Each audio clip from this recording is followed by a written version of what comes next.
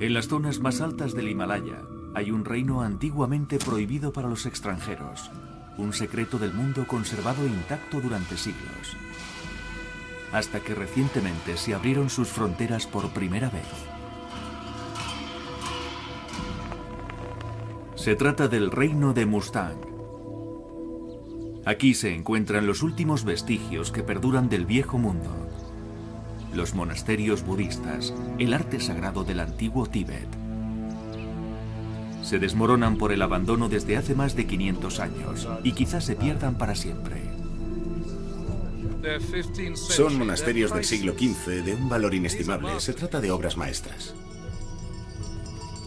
Ahora los extranjeros han venido para ayudar a conservar los tesoros de Mustang. La religión más antigua ubicada en el reino está amenazada por un desplome total. Este monasterio, en una cueva del siglo XVIII, se esculpió en el corazón de un gran risco.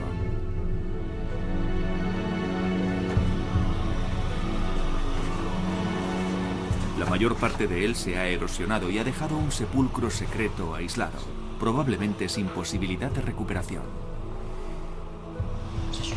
Esto es muy bonito.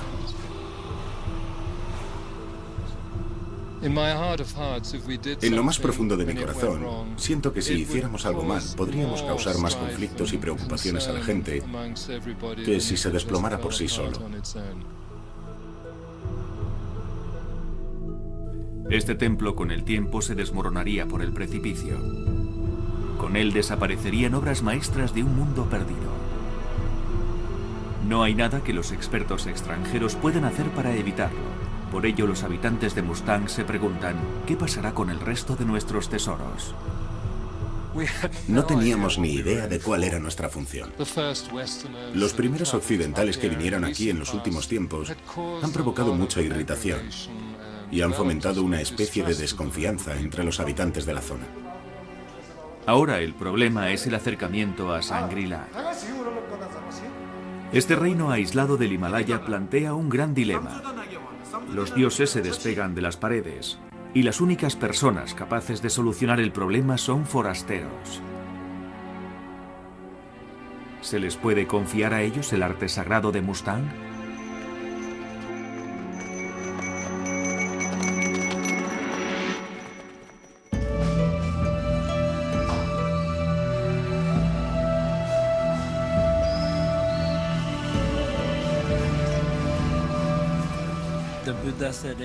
Buda nos habló de la no permanencia de todas las cosas.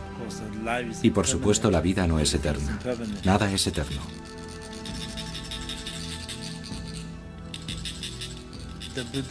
Buda nos enseña a prepararnos para enfrentarnos a la no permanencia. Los templos, estatuas, pinturas murales y toda la tradición son parte de sus enseñanzas.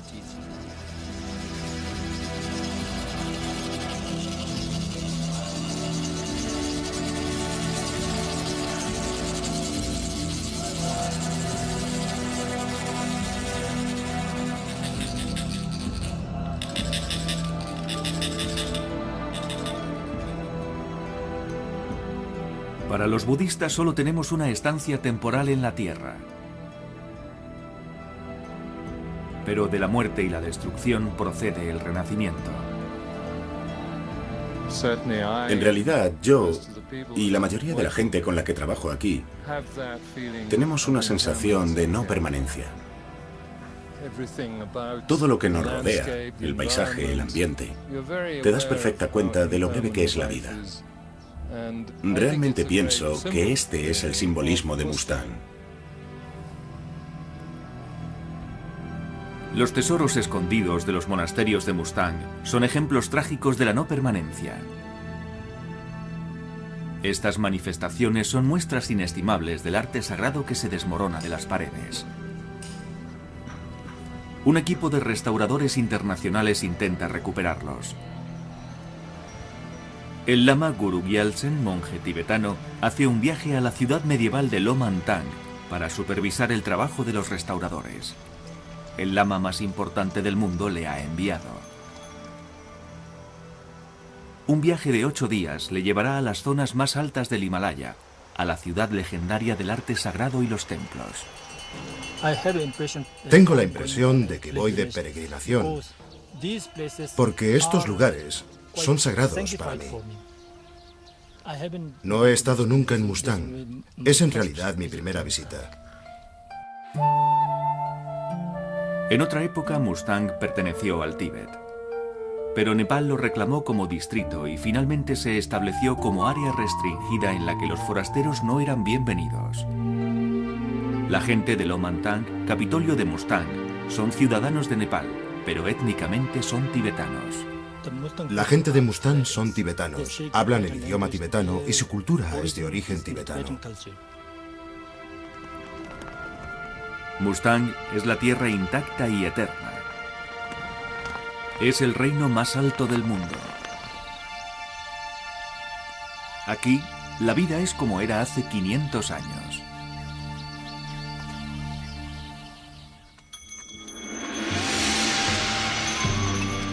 Aquí lo sagrado se mezcla con el paisaje. Las elevadas paredes de roca con las oraciones de Buda talladas en cada piedra impresionan las mentes pasajeras de los viajeros.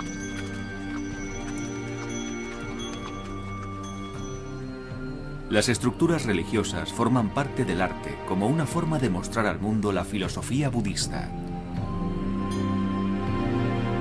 Los pigmentos utilizados en los monumentos imitan los vistosos matices de las montañas cercanas. Cada franja representa una deidad individual. Hogares parecidos a fortalezas se protegen de las fuerzas hostiles de la naturaleza. A lo largo del tiempo, las estructuras más antiguas, los monasterios y los viejos palacios se han desmoronado y han desaparecido, amenazando la supervivencia del arte y la cultura de Mustang. Sin una identidad cultural, nada permanece en la gente. El budismo nació hace 2500 años en el norte de India, donde un acaudalado y joven príncipe llamado Siddhartha divisó la pobreza que había justo fuera del palacio. Abandonó su reino y dedicó su vida a buscar una solución para terminar con el sufrimiento humano. Cuando tenía 35 años, alcanzó el nirvana y se convirtió en Buda, el iluminado.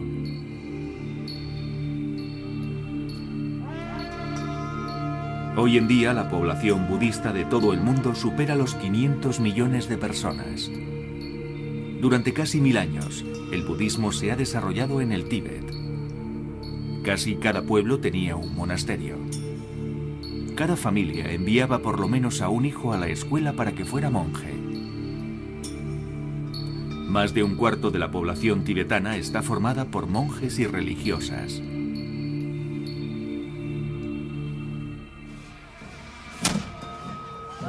En el reino de Mustang, el budismo todavía pervive, pero la población está en declive. Cada vez menos jóvenes van a la escuela monástica. Muchos de ellos se trasladan a India o Katmandú, capital de Nepal, para ganarse la vida. En el pueblo más grande, camino de Lomantang, un joven monje ha emergido después de 3 meses de meditación para expulsar a las fuerzas del mal que rodean a la comunidad.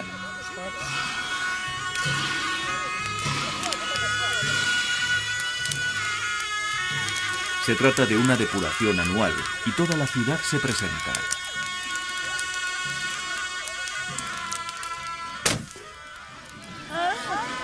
Para el Lama Guru es un momento triste, un recuerdo de que los ritos como este están prohibidos en su patria natal.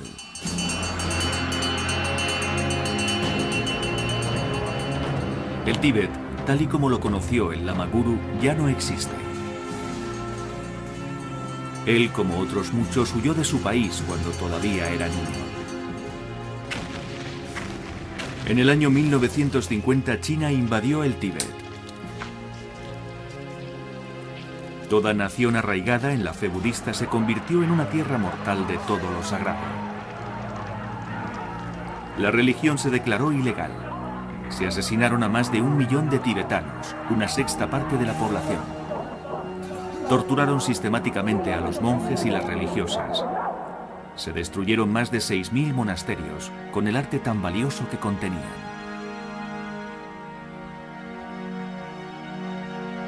El sustento de la cultura tuvo que desaparecer.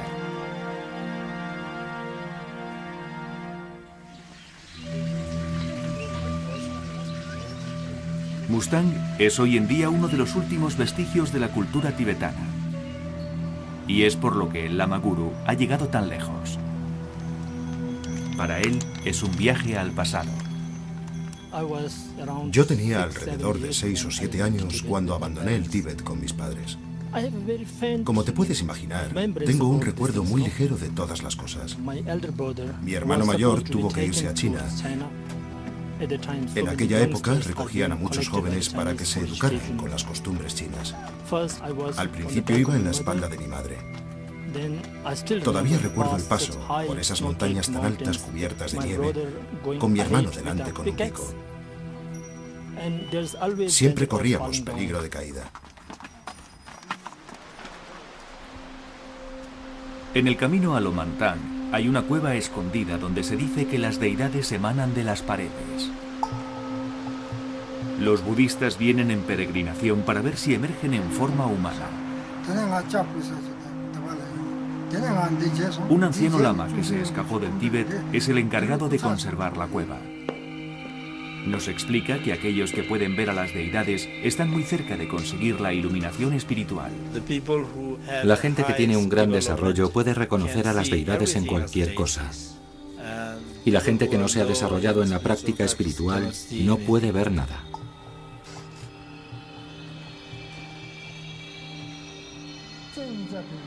Al principio las figuras aparecían con muy poca nitidez,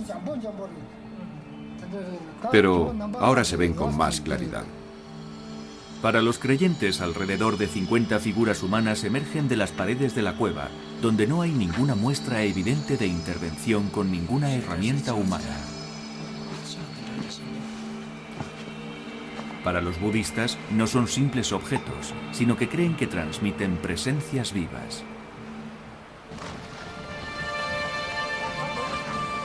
Desde un paso muy elevado, a 4.000 metros de altura, se divisa el Tíbet más allá de las lejanas montañas, cuya frontera está protegida por los chinos. Es la primera vez que el Lama Guru ve el Tíbet desde hace muchos años.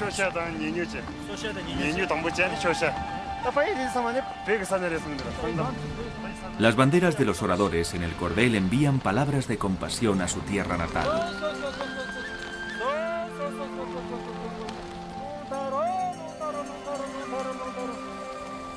Una práctica antigua que ha durado 1000 años, imprime la oración en la tela y constituye una de las primeras imágenes del Himalaya. Los 5 colores elementales representan el cielo, las nubes, el fuego, el agua y la tierra. Se cree que cada oración coge el vuelo por los talones del Untá, caballo del viento, que envía los mensajes por las 4 direcciones sagradas.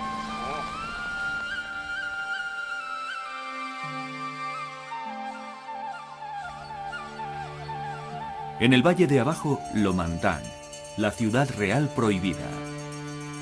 La joya de la corona del reino, un oasis en medio del desierto. Como en la época medieval, los 2 grandes monasterios de Lo, pintados de rojo, sobresalen entre las casas de alrededor. Durante 5 siglos, las paredes de 9 metros que rodean la ciudad han impedido el paso a los visitantes no deseados.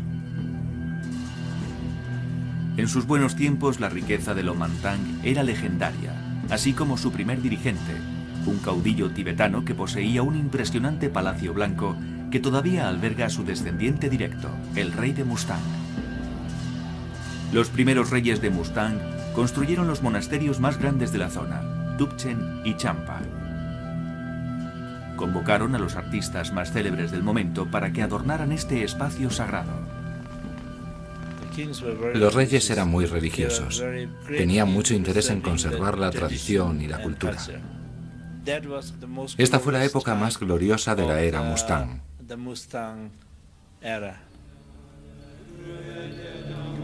Hace más de 500 años a los monjes del Tíbet les reclamaban para los grandes monasterios de Lo. Tubchen se convirtió en un centro de educación religiosa para monjes que memorizaban libros religiosos y estudiaban lógica y filosofía. Los monasterios son la base. Digamos que son la esencia de la cultura tibetana. Allí se inician muchos trabajos sociales para educar a los niños y también para cuidar del bienestar de toda la comunidad. Esta es la fuerza vital de la cultura. Pero en la actualidad, esta fuerza vital está en vías de extinción. Situados alrededor del Lama Guru para hacerse fotos, hay una pequeña comunidad de 70 lamas y estudiantes. Se trata de un recuerdo lejano del complejo religioso formado por 1000 monjes que vivían aquí. Les dirige Khenpo, abad de los monasterios de Lo.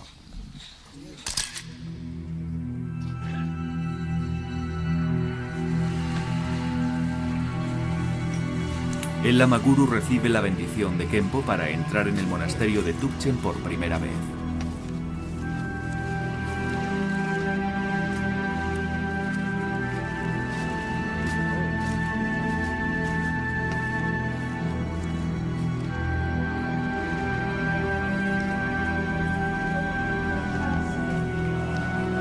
Para los budistas, las estatuas y las pinturas de aquí son tan reales como las imágenes a las que representan.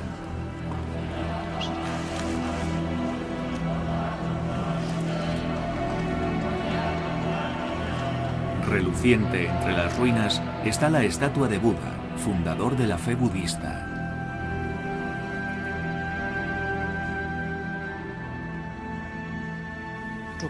Estar aquí es un sueño para mí.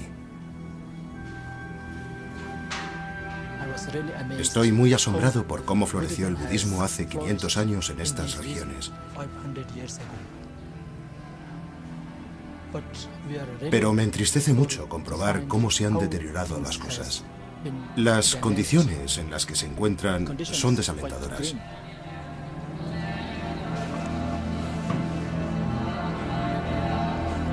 «17 imágenes de Buda y sus acompañantes nos miran a través de la mugre. Para la gente son deidades vivas atrapadas tras un velo de hollín. Faltan piezas completas de dioses sobre las que se ha filtrado el agua del exterior.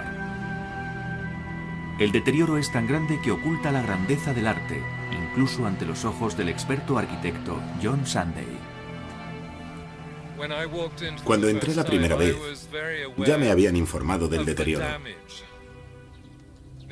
Pero fue después cuando me empecé a dar cuenta de lo fantásticas que eran en realidad las pinturas de las paredes. Eran pinturas del siglo XV, tienen un valor incalculable. Son obras maestras.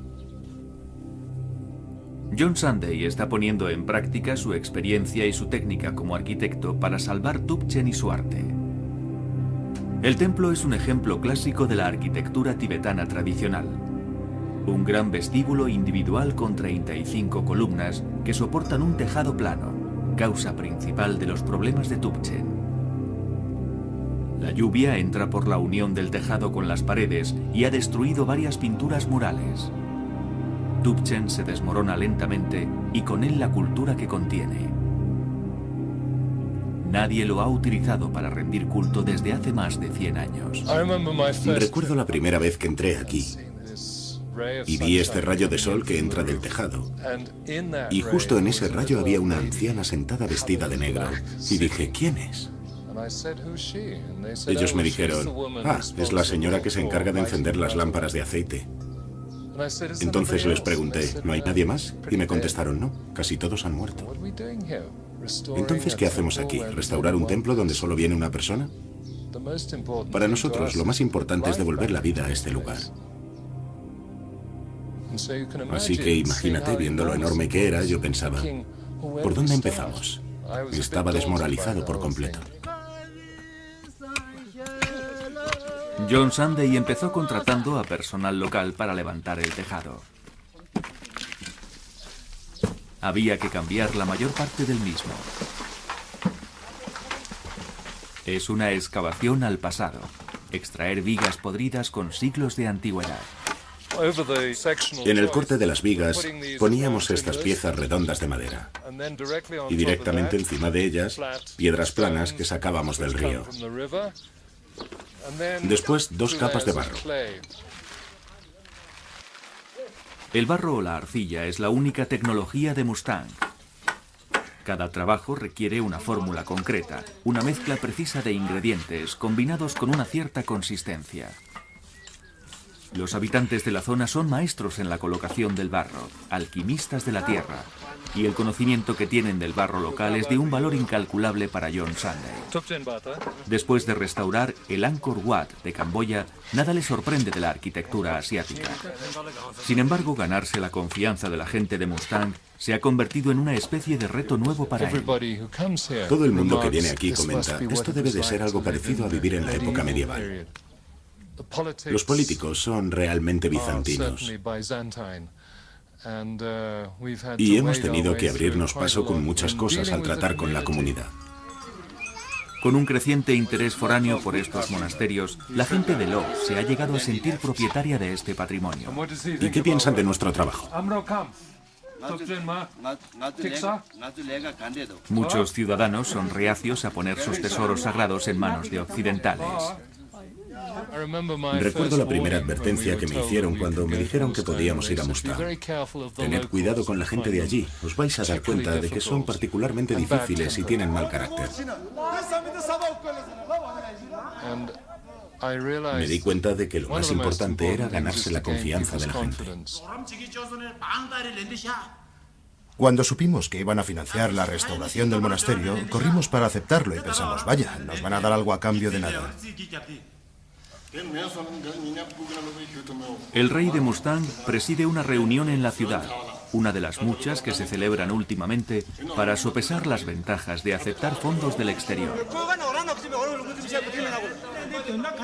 Cada paso de la restauración se debate entre los ciudadanos que pueden detener estos procesos en el momento que deseen. Si alguien tiene algún inconveniente con la restauración, puede exponerlo en cualquier momento. Podemos ver lo que se ha hecho hasta ahora y decidir nosotros mismos si se ha hecho bien.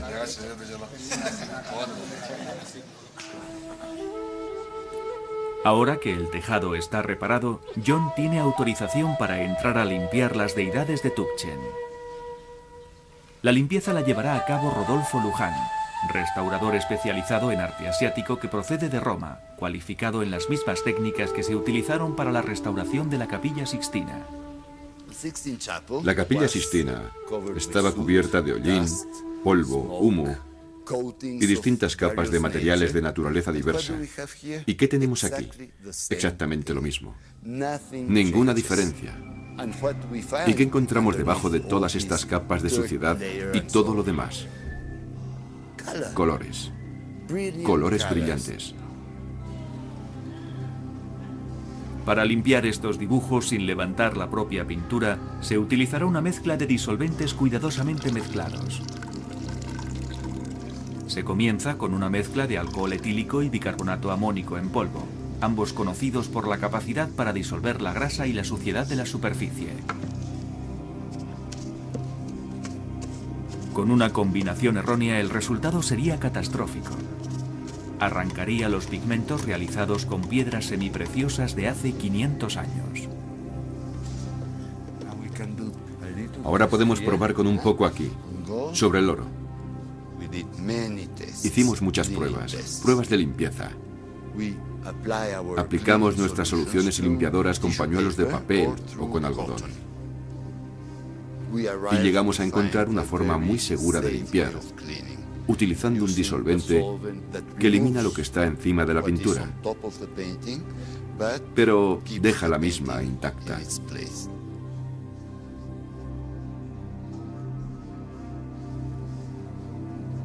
La suciedad pasa al trozo de algodón y se queda aquí.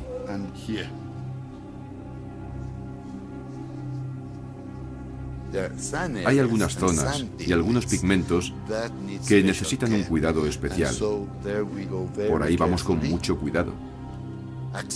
Los accidentes siempre pueden ocurrir. Es bueno recordar que puedes llevarte un poquito de pintura.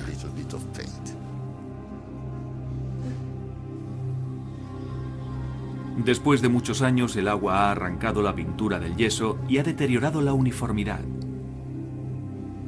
Ahora las pinturas cuelgan como cortinas, apenas pegadas a la pared. Trabajamos con un enlucido de barro para rellenar el hueco que se ha hecho entre el yeso desprendido y la pared. La inyección de un adhesivo especial ayudará a consolidar la pintura desconchada y unirá el yeso de nuevo a la pared. Es un hospital de piezas valiosas de arte.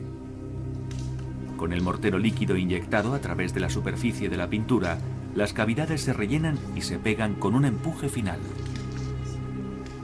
Llegar a comprender lo que conllevan estas pinturas es crítico para el restaurador. En Tübingen, el caballete, por llamarlo de algún modo, es una pared de barro que debe resistir el paso de los siglos. Estamos restaurando un edificio que se construyó con materiales perecederos. Y nos tenemos que enfrentar al problema de la restauración y conservación de los mismos. John y su equipo están restaurando un pretil con base de barro en el tejado de Tübingen. Hay muchas palabras para nombrar el barro en Lomantang: sisa, nunmato, pon y pung, pero ninguna es tan esencial como Gyan. Por todo el mundo se le conoce como adobe y en realidad está formado por elementos locales. El gran secreto a la hora de colocar este material consiste en tenerlo con una esponjosidad suficiente para hacer una bola como esta. Esta es la consistencia perfecta. Y ellos la golpean hasta que está completamente sólida y se endurece como el cemento. Gyan es el adoquín utilizado para la construcción de todos los edificios antiguos de Mustang. Pero a lo largo del tiempo, la fuerza de la naturaleza y la negligencia se han manifestado. Las paredes del reino se están deshaciendo lentamente. Y el arte valioso del monasterio de Tübingen está impreso en estas paredes perecederas. Al trabajar con Gyan, estos obreros están recuperando una de las tecnologías olvidadas de Mustang. Esta es la primera vez que se trabaja con Gyan en Lomantang desde hace muchos años. Resulta muy interesante volver a utilizar los procedimientos antiguos otra vez.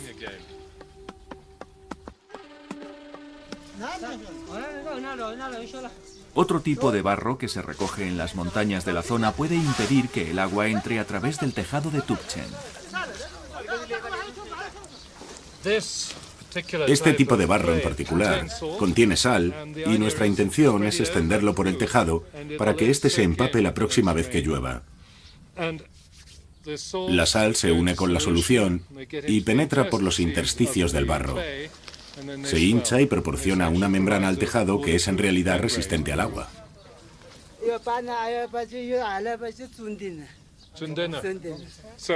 Está explicando exactamente lo que acabo de contar. En realidad no hay filtraciones, es lo que ha dicho, y espero que así sea. Puede parecer que son una pandilla de niños jugando con el barro, pero en realidad estos tipos son grandes especialistas en el levantamiento de estos tejados. A lo largo de los siglos, con cada nueva gotera se ha ido filtrando más suciedad a través del tejado de Tübingen. Se han acumulado más de 200 toneladas de barro. Esta enorme masa ejerce presión sobre las columnas interiores y las vigas de la cubierta. Como consecuencia, toda la estructura se ha desplazado, debilitando las vigas de madera y provocando grietas en las paredes y en las pinturas. Es importante recordar que esta estructura soporta un peso enorme. Tenemos muchas toneladas de barro y, por lo tanto, hay que utilizar unas vigas muy fuertes. Cada viga forma parte de un rompecabezas muy elaborado. Para entender la complejidad del diseño, Sunday encargó un modelo y descubrió que se combinaban muchas piezas de madera para proporcionar fuerza a una única estructura sólida. La fuerza en la composición de esta viga se basa en la forma en que se colocan las piezas de madera. Se puede observar que hay por lo menos 11 planos de piezas diferentes. El objetivo de esto es crear una entidad estructural que reparta el peso del punto de carga de cada viga. Tenemos que recordar que Tübingen representa una de las estructuras más grandes de este tipo de toda la meseta tibetana. Y no se encuentran este tipo de vigas con estas características y estas proporciones en ningún otro lugar. La estructura de vigas de Tubchen fue una innovación del maestro de los conocedores del bosque. Cuando nos embarcamos en este proyecto me di cuenta de que necesitaba contar con un grupo de carpinteros que enseñaran a las personas de la zona el proceso completo de reparación y conservación de las estructuras de vigas. Los carpinteros procedían de la cultura que posiblemente construyó los grandes monasterios de Mustang. Nos referimos a los Newars del valle de Katmandú, conocidos en todo el Himalaya por su técnica artística. Hoy en día la tradición ha permanecido en el trabajo de los Newars, así como en el trabajo de Sateman, uno de los mejores carpinteros del equipo de John. Tenemos mucha suerte de que Sateman también conozca las técnicas del escultor. Él está trabajando en uno de los grandes leones de nieve. Debía haber 30 o 40 leones para restaurar y conservar. Es muy agradable sentir que hemos vuelto a utilizar las técnicas de los Newars en Mustang, ya que tienen una gran reputación en la zona. Los Newars siguen asentados en Katmandú, pero en el siglo XV eran artistas itinerantes ampliamente reclamados por su técnica.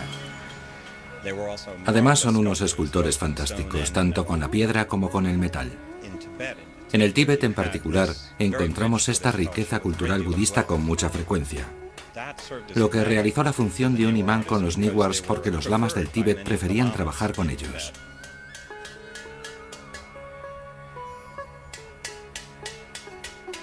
Todo el mundo decía, si lo que buscas es un trabajo bien hecho, busca a un Newar, a un artista Newar. Los Newars eran grandes conocedores del bosque, escultores y metalistas. También eran maestros en pintura, conocidos por toda Asia por el uso de los colores vistosos. Las pinturas de las parras y las llamas estilizadas, pintadas en un profundo rojo vermellón, se convirtieron en la firma de los Newars. Estos motivos se encuentran en las paredes pintados en lienzos de barro, realizados en muchas y meticulosas capas.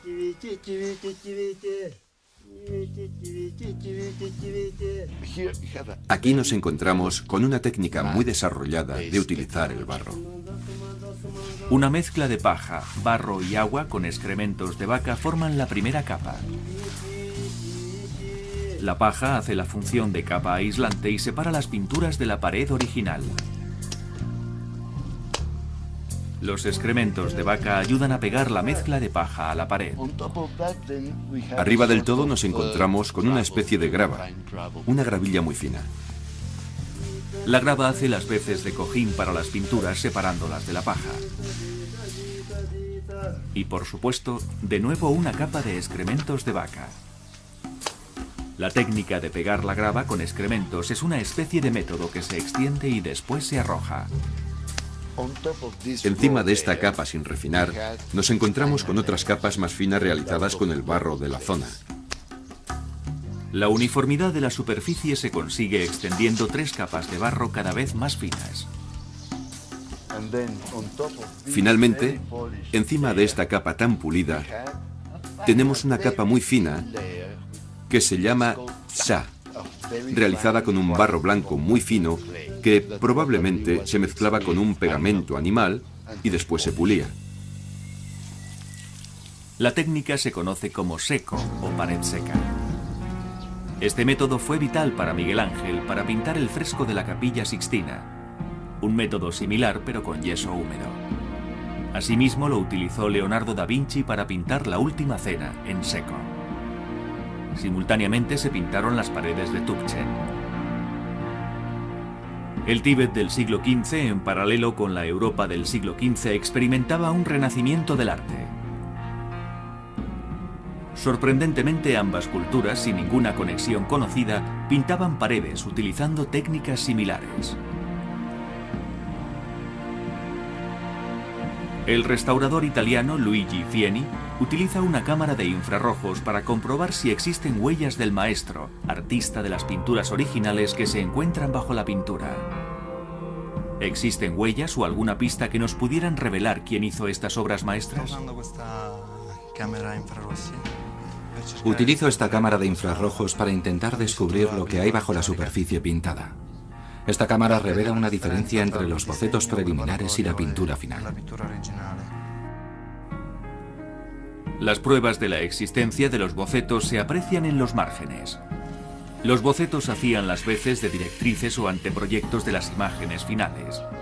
Las cuadrículas revelan una iconografía muy estricta en los lugares donde se pintaban a las deidades siguiendo unas proporciones meticulosamente definidas. En este acompañante de Buda podemos ver una línea vertical que probablemente formaba parte de la cuadrícula utilizada para mantener las proporciones. El arte tibetano se rige por directrices estrictas que requieren la precisión del compás de un delineante. El proceso artístico es tan clínico como creativo. Puedes estudiar una imagen enorme y una imagen pequeña y descubres que las proporciones son idénticas. El tamaño de la cabeza, la longitud del cuello. Si la tienes de este tamaño, por ejemplo, 60 centímetros, o del tamaño de toda esta pared, la proporción es exactamente la misma. No cambia.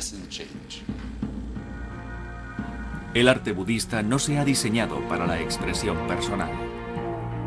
La posición de cada mano, o mudra de Buda, por ejemplo, tiene un significado específico y puede comunicar una diferencia entre la actitud del momento de su iluminación o su papel de profesor. Las señales especiales comunican instrucciones, fundamentalmente con el color. En las paredes de Tubchen, los expertos artistas crearon un esquema tremendo para pintar con números. Quizá había 4 o 5 maestros, cada uno con su propio estilo. Y tenían sus aprendices, sus ayudantes. Los aprendices seguían las directrices apuntadas en las paredes a la vez que aplicaban los pigmentos. La mayoría de los pigmentos se hacía con piedras semipreciosas, como el bermellón para el rojo o el orpimente para el amarillo, que se machacaban durante 3 meses para convertirlos en polvo. El oro puro se aplicaba finalmente, normalmente en las joyas de los acompañantes de Buda. Pero hay una omisión manifiesta. Las pinturas no tienen la firma del autor. Para los budistas la importancia está en el tema y no en el artista que lo realiza. El equipo encargado de la limpieza de estos enormes murales se ha esforzado durante muchos años. John y Rodolfo esperan que los ciudadanos aprueben su trabajo.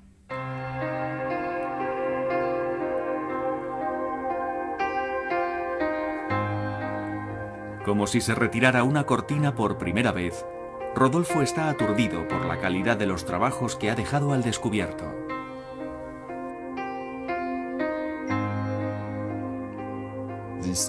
Estas pinturas del siglo XV son unas imágenes preciosas.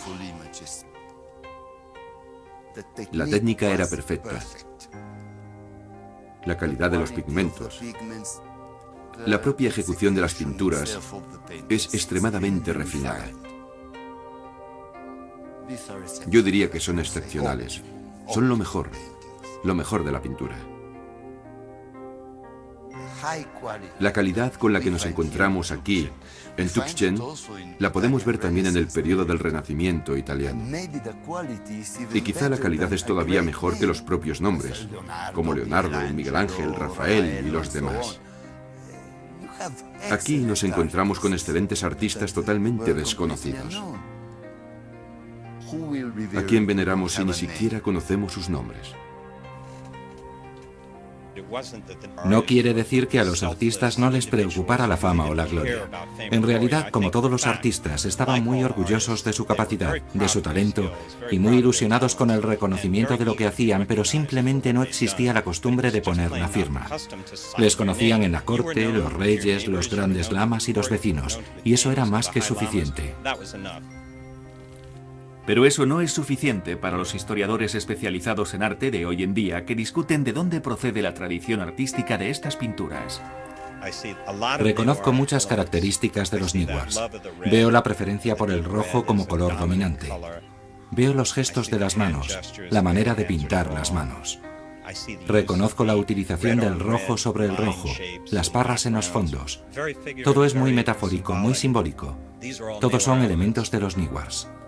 Pero también se detectan otras influencias en estas pinturas. Se aprecia una gran influencia china, por ejemplo, en todos los brocados. Parece como si fueran de seda china. Se puede observar la influencia china en los estilos y los modelos. Estos brocados eran elementos de lujo en todo el mundo.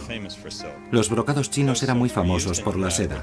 Estas sedas que se utilizaban en el Tíbet eran donaciones de los emperadores chinos a los lamas tibetanos y los utilizaban para adornar a los dioses. Los Niwars eran muy famosos porque hacían muy bien cualquier tipo de trabajo siguiendo cualquier modelo deseado. El arte de Tubchen refleja lo que conocemos como realmente tibetano. Un cruce de influencias de Nepal, China e incluso India. El estilo es un estilo tibetano, un estilo híbrido. La contribución más importante a este estilo, desde mi punto de vista, es la que realizaron los Niwars. Cuando un lama decidía construir un monasterio nuevo, las noticias seguramente corrían con bastante rapidez. A menudo los mejores artistas eran itinerantes porque era la manera de realizar estos trabajos.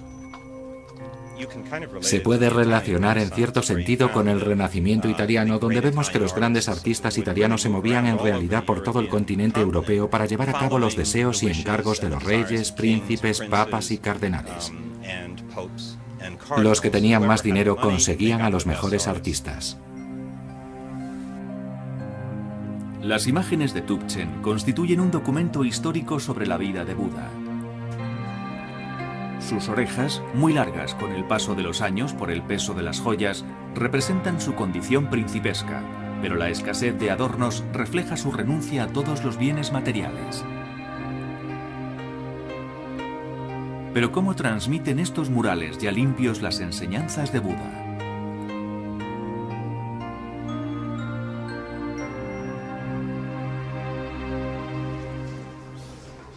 El rey de Mustang ha venido para comprobar los resultados de la limpieza. Rodolfo y John esperan que con esta aprobación puedan continuar su trabajo en otros monasterios de Mustang que se están desmoronando. Las pinturas de las deidades están estupendas, ¿verdad?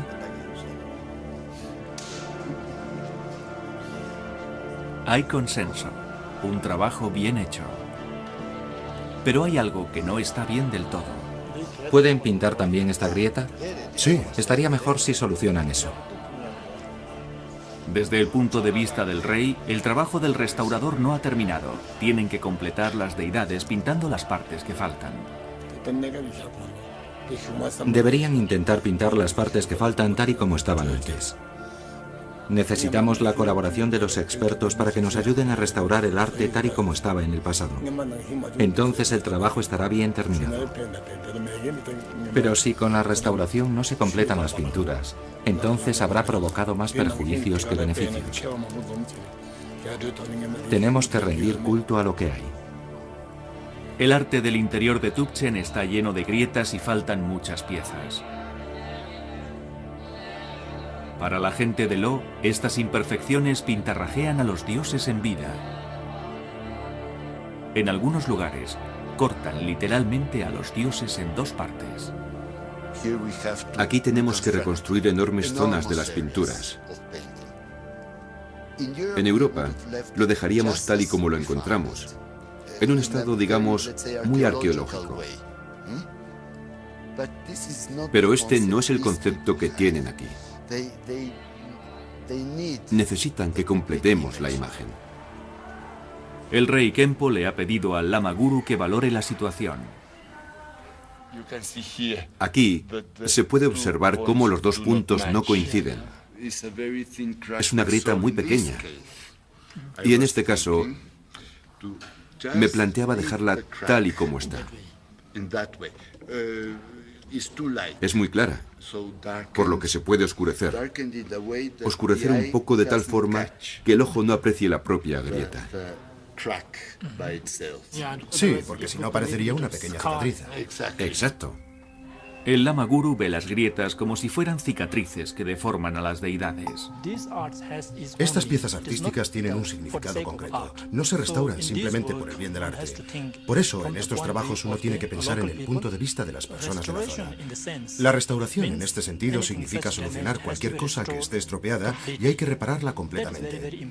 Esto es muy importante desde el punto de vista del budismo tibetano. Es una manera diferente de entender el arte.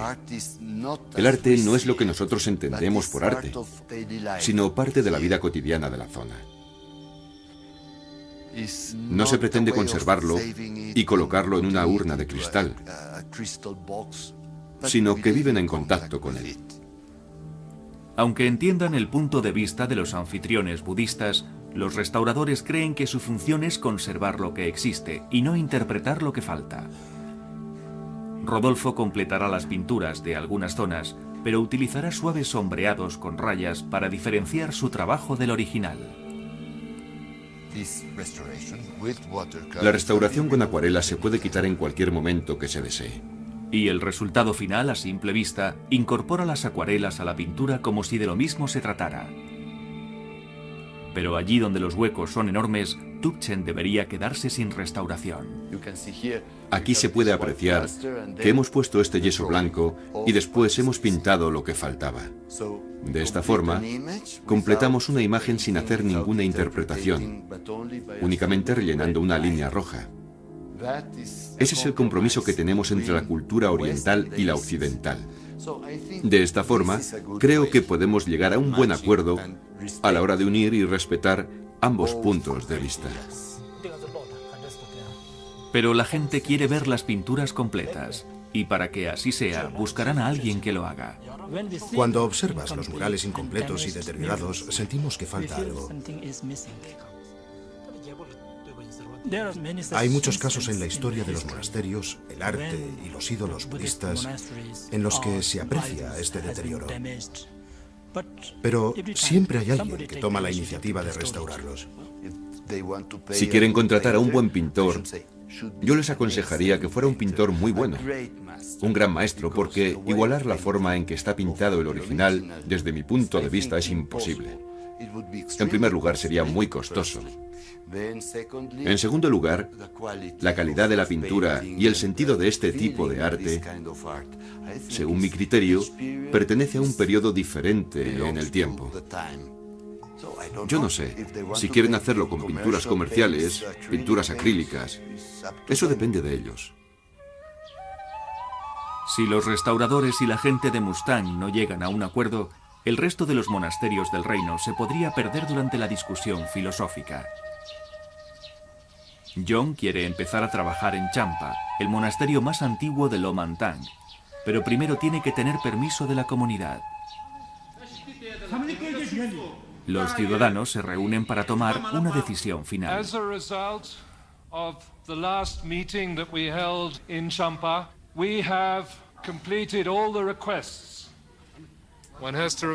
Tenemos que tener en cuenta que nosotros aquí somos visitantes.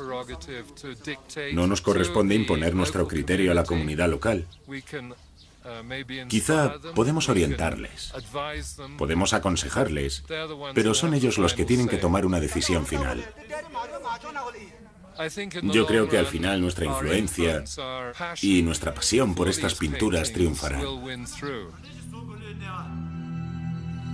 Pero de momento a John solo le han consentido un acceso limitado a Champa. Solamente puede retocar las pinturas deterioradas de las paredes. Se trata de la colección más grande de mandalas del siglo XV, diagramas laberínticos del universo.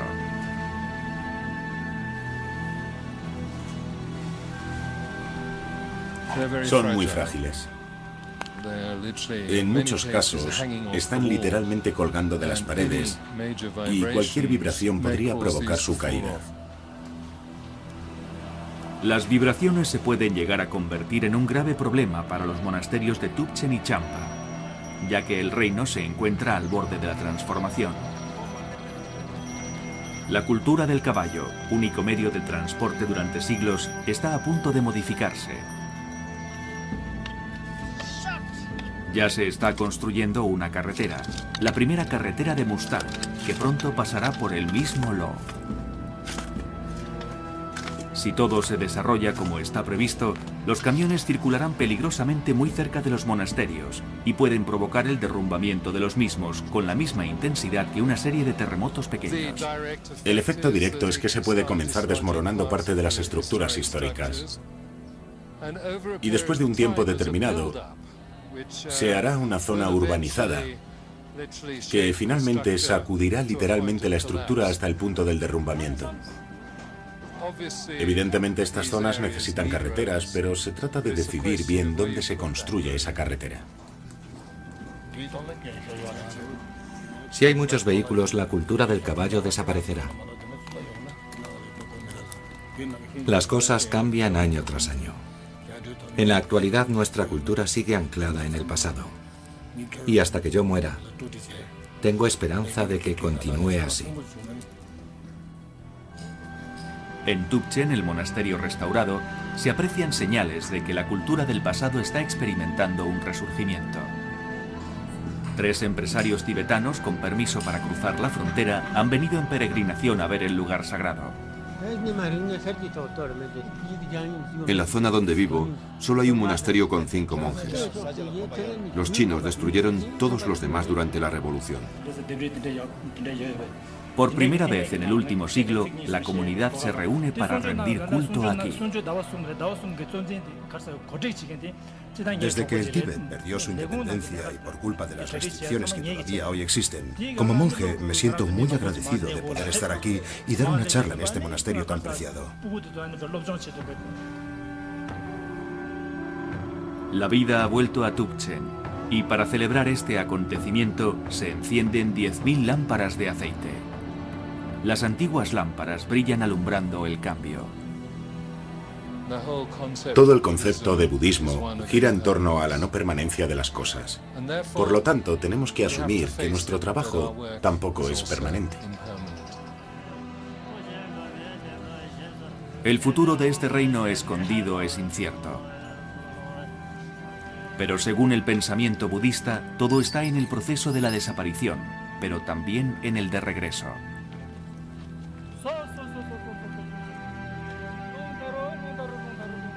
Y en las palabras que se pronuncian en las oraciones, se escuchan palabras de sabiduría, alentando al nuevo Mustang para que no se desprenda de su pasado.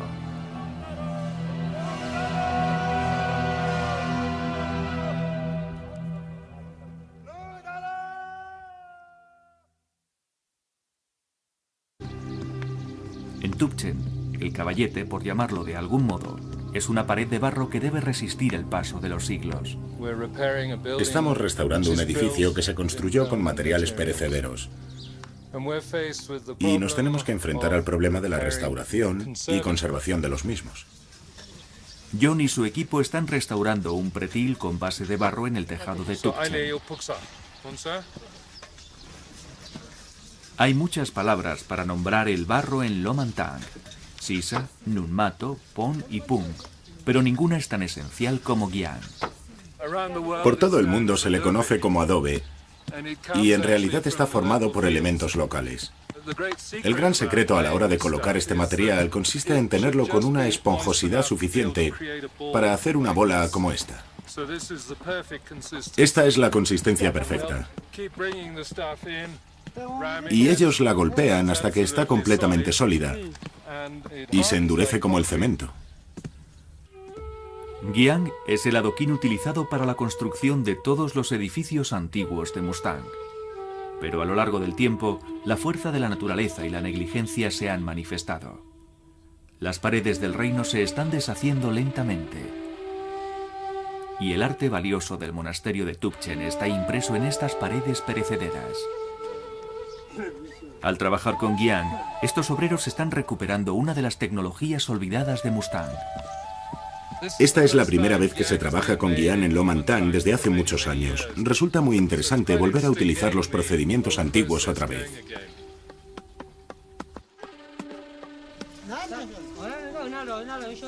Otro tipo de barro que se recoge en las montañas de la zona puede impedir que el agua entre a través del tejado de Tubchen.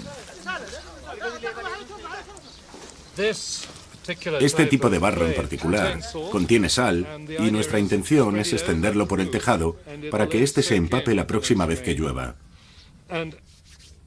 La sal se une con la solución y penetra por los intersticios del barro.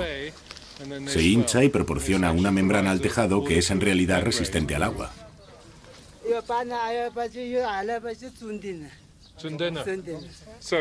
Está explicando exactamente lo que acabo de contar. En realidad no hay filtraciones, es lo que ha dicho, y espero que así sea. Puede parecer que son una pandilla de niños jugando con el barro, pero en realidad estos tipos son grandes especialistas en el levantamiento de estos tejados.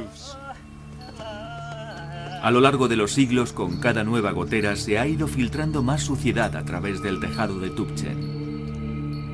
Se han acumulado más de 200 toneladas de barro. Esta enorme masa ejerce presión sobre las columnas interiores y las vigas de la cubierta. Misterios budistas, el arte sagrado del antiguo Tíbet. Se desmoronan por el abandono desde hace más de 500 años y quizás se pierdan para siempre.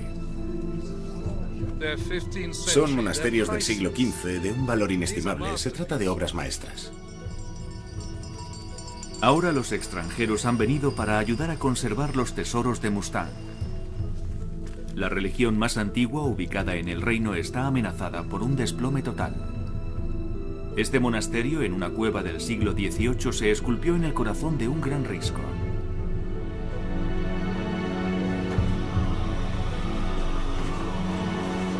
La mayor parte de él se ha erosionado y ha dejado un sepulcro secreto aislado, probablemente sin posibilidad de recuperación. Esto es muy bonito. En lo más profundo de mi corazón, siento que si hiciéramos algo mal, podríamos causar más conflictos y preocupaciones a la gente que si se desplomara por sí solo. Este templo con el tiempo se desmoronaría por el precipicio. Con él desaparecerían obras maestras de un mundo perdido. No hay nada que los expertos extranjeros puedan hacer para evitarlo. Por ello, los habitantes de Mustang se preguntan, ¿qué pasará con el resto de nuestros tesoros? No teníamos ni idea de cuál era nuestra función. Los primeros occidentales que vinieron aquí en los últimos tiempos han provocado mucha irritación y han fomentado una especie de desconfianza entre los habitantes de la zona. Ahora el problema es el acercamiento a Shangri-La. Este reino aislado del Himalaya plantea un gran dilema. Los dioses se despegan de las paredes y las únicas personas capaces de solucionar el problema son forasteros. ¿Se les puede confiar a ellos el arte sagrado de Mustang?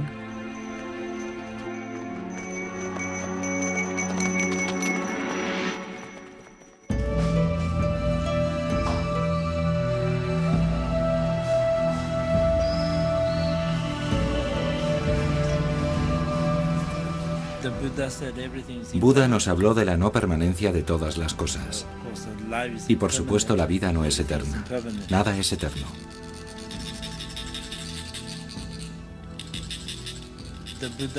Buda nos enseña a prepararnos para enfrentarnos a la no permanencia. Los templos, estatuas, pinturas murales y toda la tradición son parte de sus enseñanzas.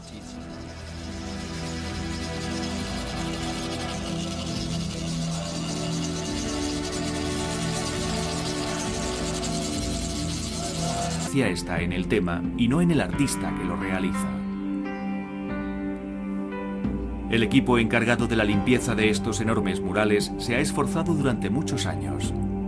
John y Rodolfo esperan que los ciudadanos aprueben su trabajo.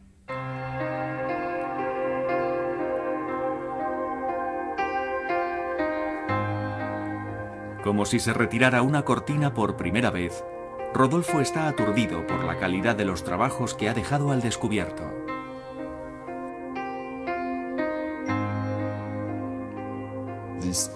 Estas pinturas del siglo XV son unas imágenes preciosas. La técnica era perfecta. La calidad de los pigmentos. La propia ejecución de las pinturas es extremadamente refinada. Yo diría que son excepcionales. Son lo mejor de la pintura. La calidad con la que nos encontramos aquí, en Tuxtlan, la podemos ver también en el periodo del Renacimiento italiano. Y quizá la calidad es todavía mejor que los propios nombres, como Leonardo, Miguel Ángel, Rafael y los demás. Aquí nos encontramos con excelentes artistas totalmente desconocidos,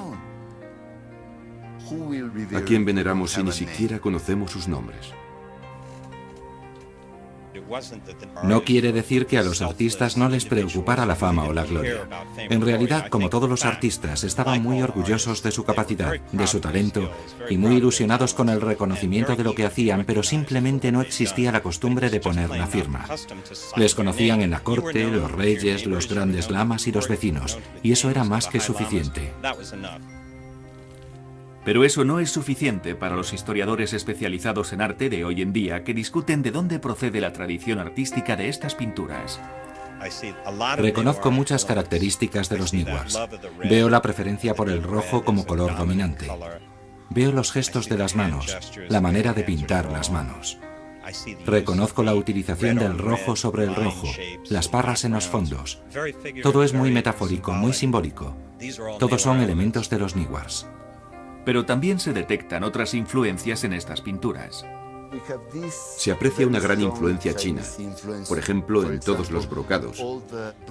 Parece como si fueran de seda china. Se puede observar la influencia china en los estilos y los modelos. Estos brocados eran elementos de lujo en todo el mundo. Los brocados chinos eran muy famosos por la seda. Estas sedas que se utilizaban en el Tíbet eran donaciones de los emperadores chinos a los lamas tibetanos y los utilizaban para adornar a los dioses. Los Newarks eran muy famosos porque hacían muy bien que nosotros entendemos por arte, sino parte de la vida cotidiana de la zona. No se pretende conservarlo y colocarlo en una urna de cristal, sino que viven en contacto con él. Aunque entiendan el punto de vista de los anfitriones budistas, los restauradores creen que su función es conservar lo que existe y no interpretar lo que falta. Rodolfo completará las pinturas de algunas zonas, pero utilizará suaves sombreados con rayas para diferenciar su trabajo del original. La restauración con acuarela se puede quitar en cualquier momento que se desee. Y el resultado final, a simple vista, incorpora las acuarelas a la pintura como si de lo mismo se tratara. Pero allí donde los huecos son enormes, Tuxtlan debería quedarse sin restauración. Aquí se puede apreciar que hemos puesto este yeso blanco y después hemos pintado lo que faltaba. De esta forma, completamos una imagen sin hacer ninguna interpretación, únicamente rellenando una línea roja. Ese es el compromiso que tenemos entre la cultura oriental y la occidental. De esta forma, creo que podemos llegar a un buen acuerdo a la hora de unir y respetar ambos puntos de vista. Pero la gente quiere ver las pinturas completas, y para que así sea, buscarán a alguien que lo haga. Cuando observas los murales incompletos y deteriorados, sentimos que falta algo.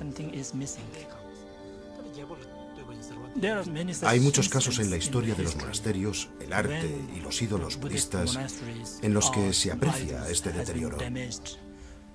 Pero siempre hay alguien que toma la iniciativa de restaurarlos. Si quieren contratar a un buen pintor, yo les aconsejaría que fuera un pintor muy bueno, un gran maestro, porque igualar la forma en que está pintado el original, desde mi punto de vista, es imposible. En primer lugar, sería muy costoso.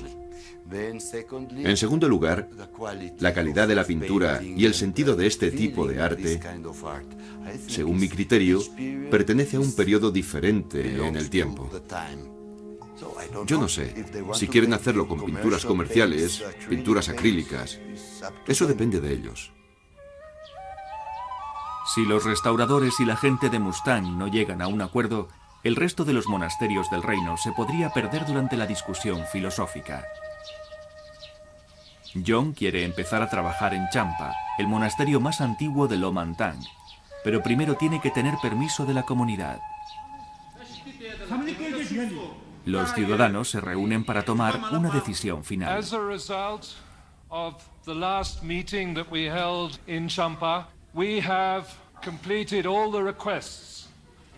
con una esponjosidad suficiente para hacer una bola como esta. Esta es la consistencia perfecta. Y ellos la golpean hasta que está completamente sólida y se endurece como el cemento. Guiang es el adoquín utilizado para la construcción de todos los edificios antiguos de Mustang. Pero a lo largo del tiempo, la fuerza de la naturaleza y la negligencia se han manifestado.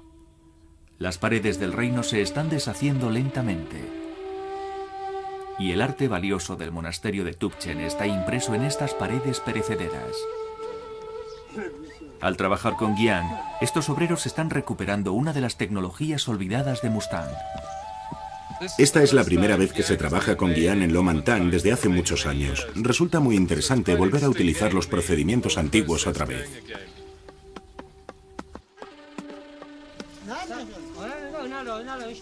Otro tipo de barro que se recoge en las montañas de la zona puede impedir que el agua entre a través del tejado de Tubchen.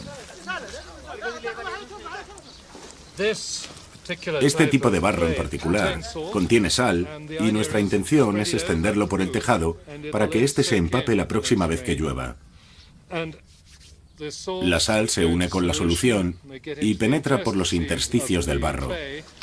Se hincha y proporciona una membrana al tejado que es en realidad resistente al agua.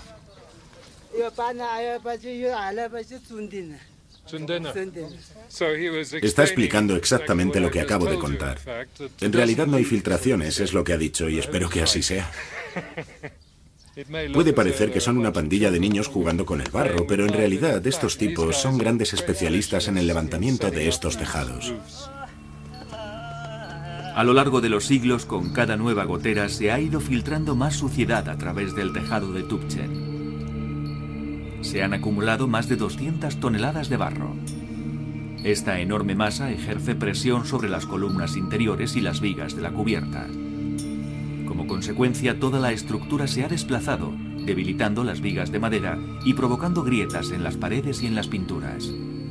Es importante recordar que esta estructura soporta un peso enorme. Tenemos muchas toneladas de barro y, por lo tanto, hay que utilizar unas vigas muy fuertes. Cada viga forma parte de un rompecabezas muy elaborado. Para entender la complejidad del diseño, Sunday encargó un modelo y descubrió que se combinaban muchas piezas de madera para proporcionar fuerza a una única estructura sólida.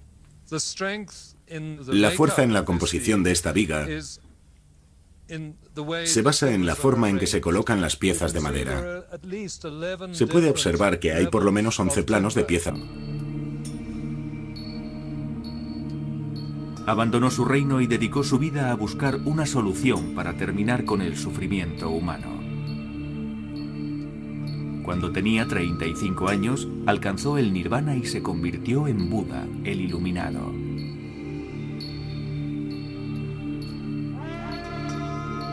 Hoy en día, la población budista de todo el mundo supera los 500 millones de personas. Durante casi 1000 años, el budismo se ha desarrollado en el Tíbet. Casi cada pueblo tenía un monasterio. Cada familia enviaba por lo menos a un hijo a la escuela para que fuera monje. Más de un cuarto de la población tibetana está formada por monjes y religiosas.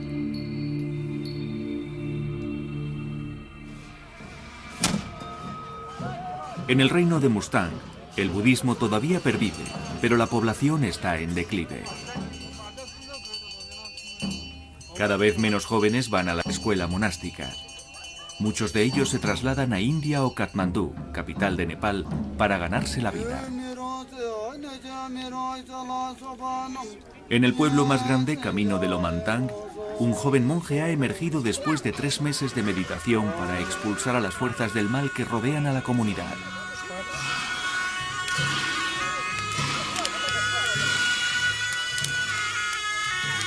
Se trata de una depuración anual y toda la ciudad se presenta.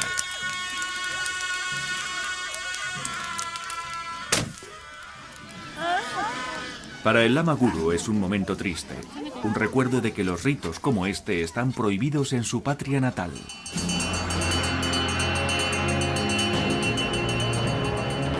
El Tíbet, tal y como lo conoció el Lama Guru, ya no existe. Él, como otros muchos, huyó de su país cuando todavía era niño. En el año 1950, China invadió el Tíbet.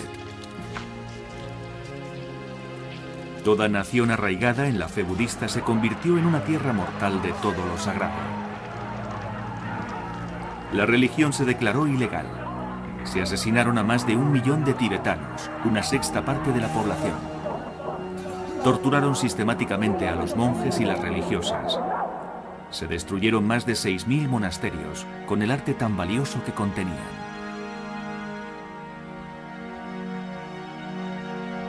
El sustento de la cultura tuvo que desaparecer.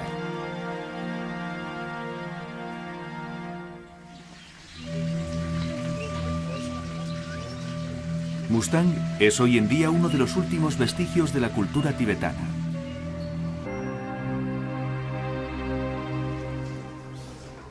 El rey de Mustang ha venido para comprobar los resultados de la limpieza.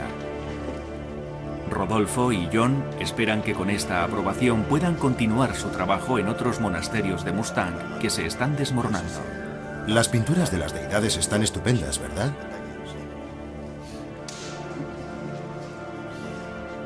Hay consenso, un trabajo bien hecho. Pero hay algo que no está bien del todo. ¿Pueden pintar también esta grieta? Sí. Estaría mejor si solucionan eso. Desde el punto de vista del rey, el trabajo del restaurador no ha terminado. Tienen que completar las deidades pintando las partes que faltan. Deberían intentar pintar las partes que faltan tal y como estaban antes. Necesitamos la colaboración de los expertos para que nos ayuden a restaurar el arte tal y como estaba en el pasado. Entonces el trabajo estará bien terminado. Pero si con la restauración no se completan las pinturas, entonces habrá provocado más perjuicios que beneficios. Tenemos que rendir culto a lo que hay. El arte del interior de Tubchen está lleno de grietas y faltan muchas piezas. Para la gente de Lo, estas imperfecciones pintarrajean a los dioses en vida. En algunos lugares, cortan literalmente a los dioses en 2 partes. Aquí tenemos que reconstruir enormes zonas de las pinturas.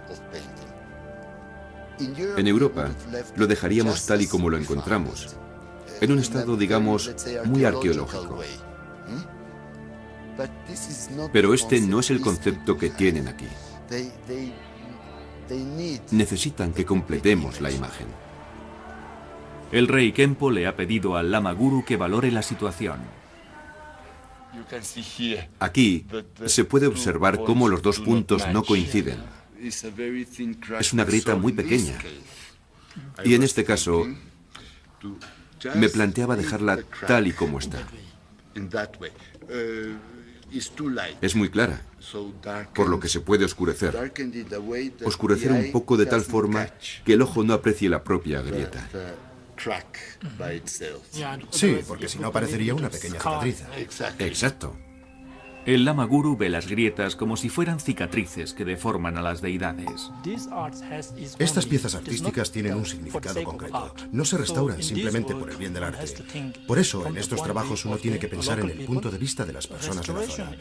La restauración, en este sentido, significa solucionar cualquier cosa que esté estropeada y hay que repararla completamente. Esto es muy importante desde el punto de vista del budismo tibetano. Los resultados de la limpieza. Rodolfo y John esperan que con esta aprobación puedan continuar su trabajo en otros monasterios de Mustang que se están desmoronando. Las pinturas de las deidades están estupendas, ¿verdad?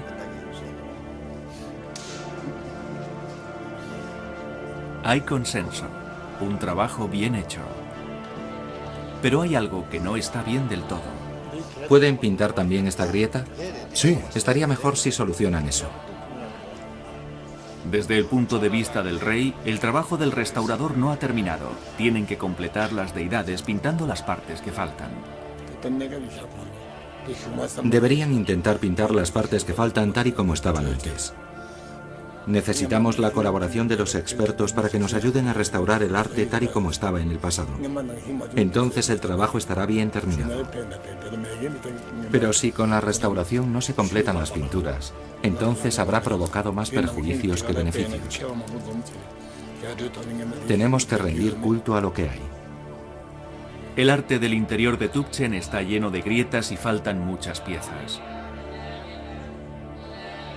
Para la gente de Lo, estas imperfecciones pintarrajean a los dioses en vida.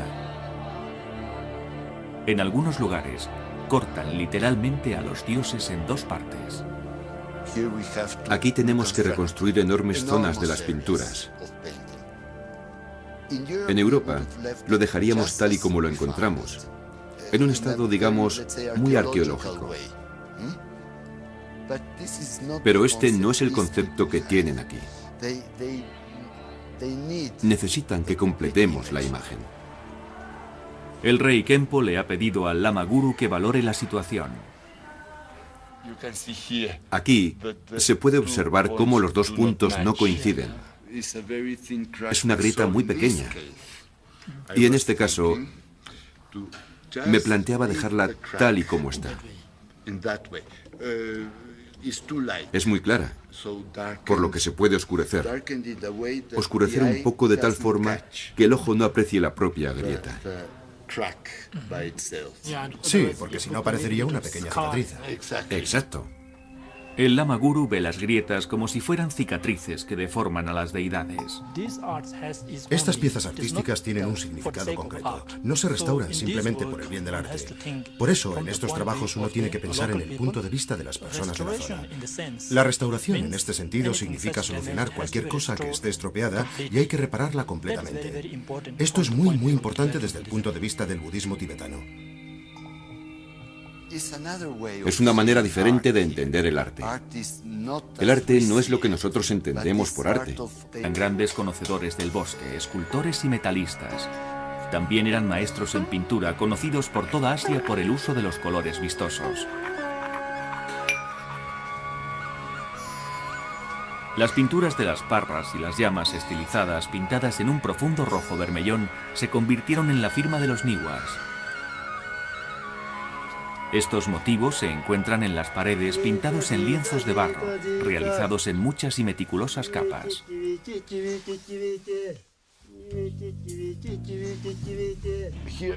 Aquí nos encontramos con una técnica muy desarrollada de utilizar el barro. Una mezcla de paja, barro y agua con excrementos de vaca forman la primera capa. La paja hace la función de capa aislante y separa las pinturas de la pared original.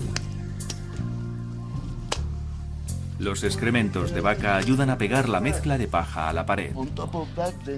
Arriba del todo nos encontramos con una especie de grava, una gravilla muy fina. La grava hace las veces de cojín para las pinturas separándolas de la paja. Y por supuesto, de nuevo una capa de excrementos de vaca. La técnica de pegar la grava con excrementos es una especie de método que se extiende y después se arroja. Encima de esta capa sin refinar, nos encontramos con otras capas más finas realizadas con el barro de la zona. La uniformidad de la superficie se consigue extendiendo 3 capas de barro cada vez más finas.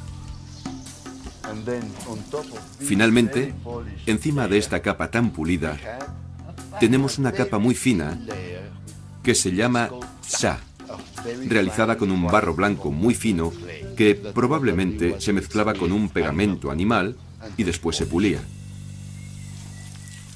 La técnica se conoce como seco o pared seca. Este método fue vital para Miguel Ángel para pintar el fresco de la Capilla Sixtina, un método similar pero con yeso húmedo. Asimismo lo utilizó Leonardo da Vinci para pintar la Última Cena en seco. Simultáneamente se pintaron las paredes de Tübchen. El Tíbet del siglo XV, en paralelo con la Europa del siglo XV, experimentaba un renacimiento del arte.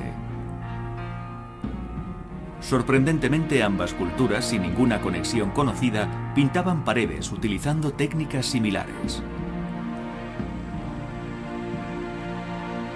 El restaurador italiano Luigi Fieni utiliza una cámara de infrarrojos para comprobar si existen huellas del maestro, artista de las pinturas originales que se encuentran bajo la pintura.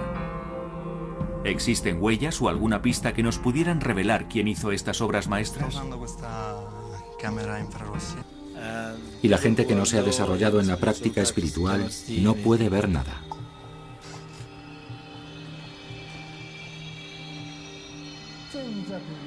Al principio las figuras aparecían con muy poca nitidez,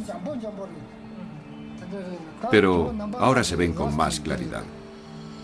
Para los creyentes, alrededor de 50 figuras humanas emergen de las paredes de la cueva, donde no hay ninguna muestra evidente de intervención con ninguna herramienta humana.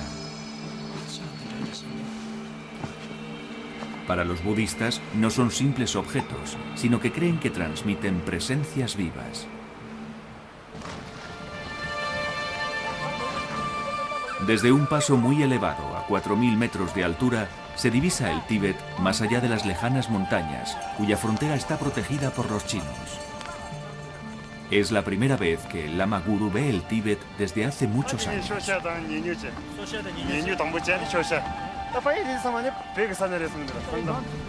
Las banderas de los oradores en el cordel envían palabras de compasión a su tierra natal.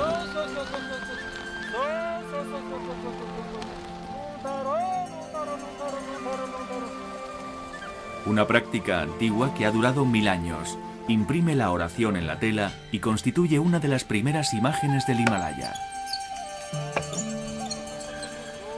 Los 5 colores elementales representan el cielo, las nubes, el fuego, el agua y la tierra.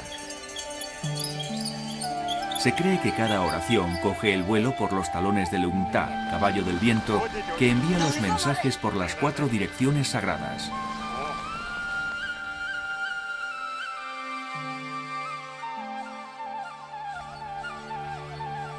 En el valle de abajo, Lomantang, la ciudad real prohibida.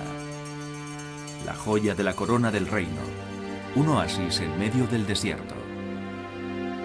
Como en la época medieval, los 2 grandes monasterios de Lo, pintados de rojo, sobresalen entre las casas de alrededor. Durante 5 siglos, las paredes de 9 metros que rodean la ciudad han impedido el paso a los visitantes no deseados. En sus buenos tiempos, la riqueza de Lomantang era legendaria, así como su primer dirigente, un caudillo tibetano que poseía un impresionante palacio blanco que todavía alberga a su descendiente directo, el rey de Mustang. Los primeros reyes de Mustang construyeron los monasterios más grandes de la zona, Tubchen y Champa. Convocaron a los artistas más célebres del momento para que adornaran este espacio sagrado. Los reyes eran muy religiosos. Tenían mucho interés en conservar la tradición y la cultura. Son forasteros. ¿Se les puede confiar a ellos el arte sagrado de Mustang?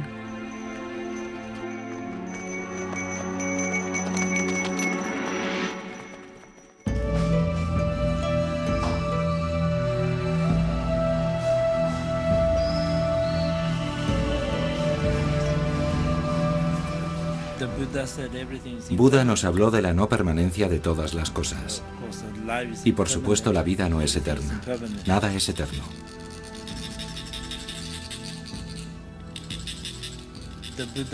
Buda nos enseña a prepararnos para enfrentarnos a la no permanencia.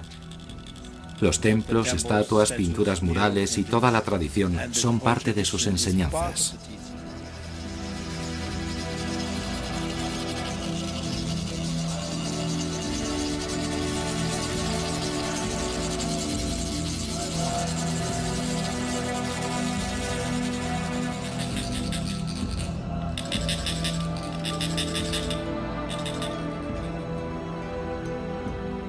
Para los budistas solo tenemos una estancia temporal en la tierra.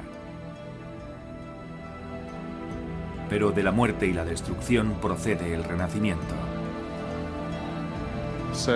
En realidad, yo y la mayoría de la gente con la que trabajo aquí tenemos una sensación de no permanencia. Todo lo que nos rodea, el paisaje, el ambiente, te das perfecta cuenta de lo breve que es la vida. Realmente pienso que este es el simbolismo de Mustang. Los tesoros escondidos de los monasterios de Mustang son ejemplos trágicos de la no permanencia. Estas manifestaciones son muestras inestimables del arte sagrado que se desmorona de las paredes. Un equipo de restauradores internacionales intenta recuperarlos. El lama Guru Gyaltsen, monje tibetano, hace un viaje a la ciudad medieval de Lomantang para supervisar el trabajo de los restauradores. El lama más importante del mundo le ha enviado.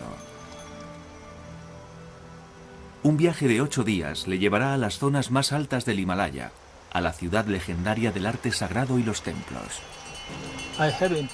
Tengo la impresión de que voy de peregrinación, porque estos lugares son sagrados para mí.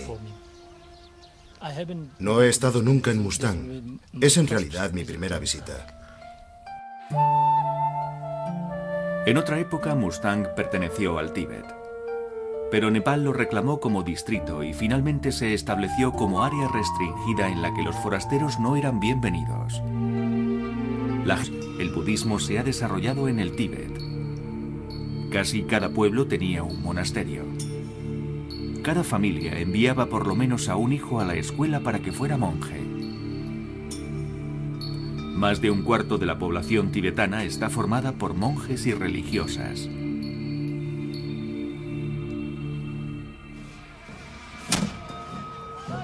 En el reino de Mustang, el budismo todavía pervive, pero la población está en declive. Cada vez menos jóvenes van a la escuela monástica. Muchos de ellos se trasladan a India o Katmandú, capital de Nepal, para ganarse la vida. En el pueblo más grande, camino de Lomantang, un joven monje ha emergido después de 3 meses de meditación para expulsar a las fuerzas del mal que rodean a la comunidad.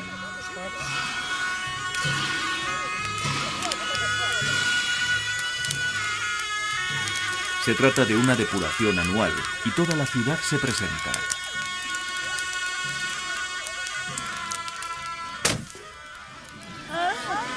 Para el Lama Guru es un momento triste, un recuerdo de que los ritos como este están prohibidos en su patria natal.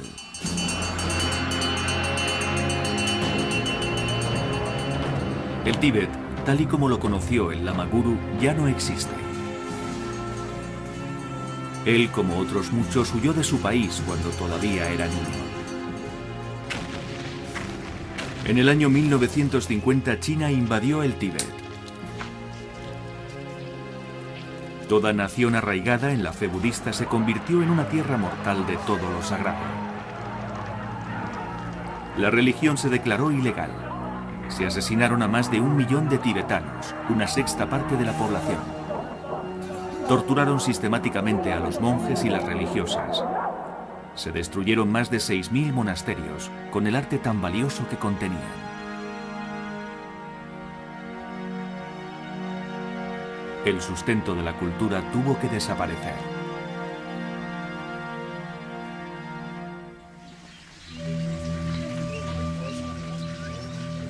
Mustang es hoy en día uno de los últimos vestigios de la cultura tibetana. Y es por lo que el Lama Guru ha llegado tan lejos. Para él es un viaje al pasado. Yo tenía alrededor de 6 o 7 años cuando abandoné el Tíbet con mis padres. Como te puedes imaginar, tengo un recuerdo muy ligero de todas las cosas. Mi hermano mayor tuvo que irse a China. En aquella época recogían a muchos jóvenes para que se educaran con las costumbres chinas. Al principio iba en la espalda de mi madre.